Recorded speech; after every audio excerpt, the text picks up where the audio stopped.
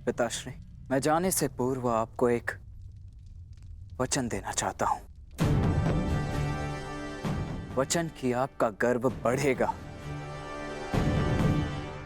और सर नीचा होगा उन लोगों का जिन्होंने आपको इस युद्ध में प्रवेश करने से रोका। मैं आपकी तुलना करने में भले ही समर्थ नहीं, परंतु शत्रु मेरी तुलना आपसे अवश्य करेंगे पिताश्री। वचन देता हूं पिताश्री की वृषसेन के धनुष से निकले हर एक बाण पर अंगराज कर्ण के कौशल का चिन्ह होगा। मेरे हर एक प्रहार पर आपके परिवर्तन की छाप होगी पिताश्री। आपका कवच भले ही शत्रुओं ने आपसे छीन लिया हो पिताश्री, परंतु मैं शत्रुओं के एक एक वार पर ढाल बनकर युवराज दुर्योधन और अपने पक्ष की रक्षा करूंगा कि आपका प्रत्येक स्वप्न मैं पूर्ण करूंगा। या पूर्ण करने के प्रयास में वीर गति को प्राप्त हो जाऊंगा।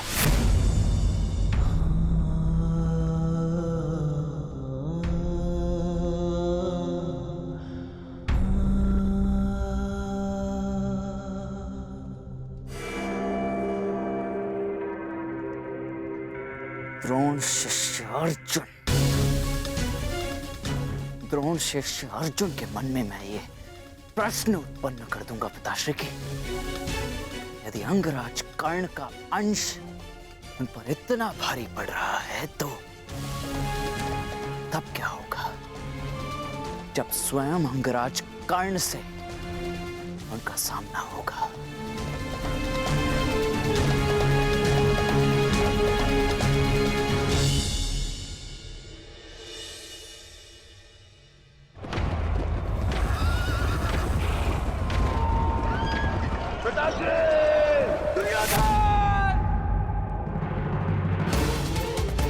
महाराज, महाराज, क्या हुआ महाराज? आप ठीक तो है ना?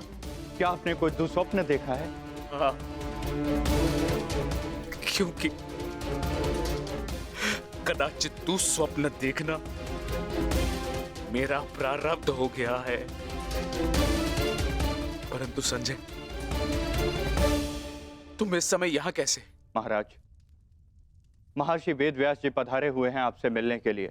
वही समाचार लेकर आया था, किंतु ऐसी स्थिति में मिलना क्या उचित होगा महाराज? महर्षि,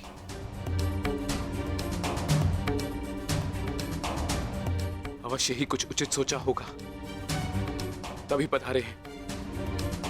उन्हें सादर अंदर ले आओ संजय। जैसी आज्ञा महाराज।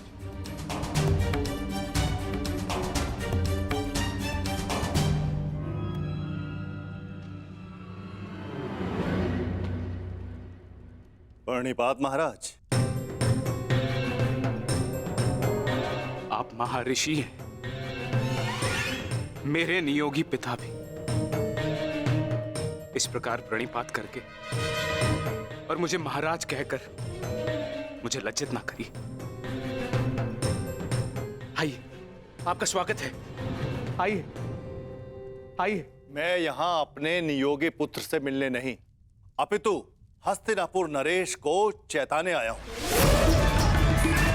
ये बताने आया हूं कि ये समय सोने का नहीं, अपितु जागने का है। इस महायुद्ध को रोकने का है।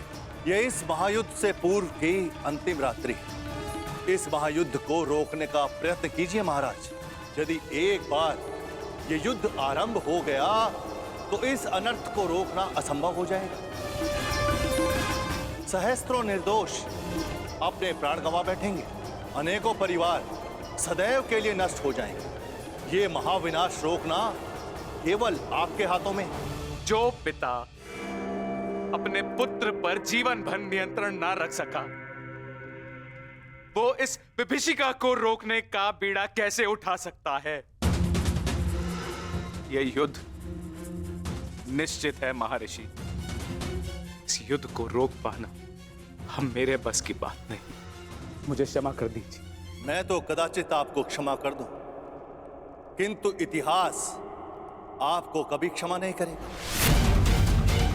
हस्तिनापुर में शांति दूत बनकर आए वासुदेव के साथ दुर्व्यवहार का परिणाम है ये।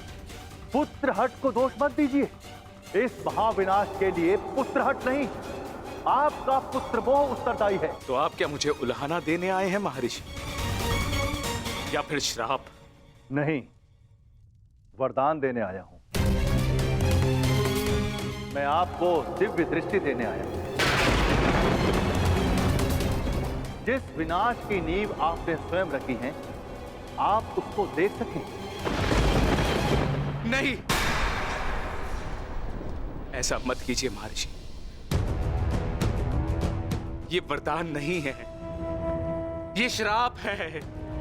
अरे जिस पिता ने अपने पुत्रों को घुटनों के बल चलते नहीं देखा, अरे वो पिता अपने पुत्रों को घुटनों के बल अपने प्राणों की भीख मांगते कैसे देख सकता है? जिस पिता ने अपने पुत्रों के मस्तक पर तिलक लगते नहीं देखा, वो अपने उन पुत्रों के सर कटे कैसे देख सकता है? जिस पिता ने अपनी वधुओं को सुहागन नहीं देखा, वो पिता अपनी वधुओं को विधवा कैसे देख सकता है? किस प्रकार? ये अत्याचार मत कीजिए महर्षि, मत कीजिए। मुझे कोई दृष्टि नहीं चाहिए, मुझे कोई दृष्टि नहीं चाहिए। मेरी आपसे विनती है महर्षि कि मेरे स्थान पर आप ये दिव्य दृष्टि संजय को दे दें, ताकि संजय मुझे इस युद्ध के समाचार के साथ साथ मेरे पुत्र का समाचार भी मुझे देते रहे। आपकी इच्छा अनुसार मैं ये दिव्य दृष्टि संजय को प्रदान करता हूं।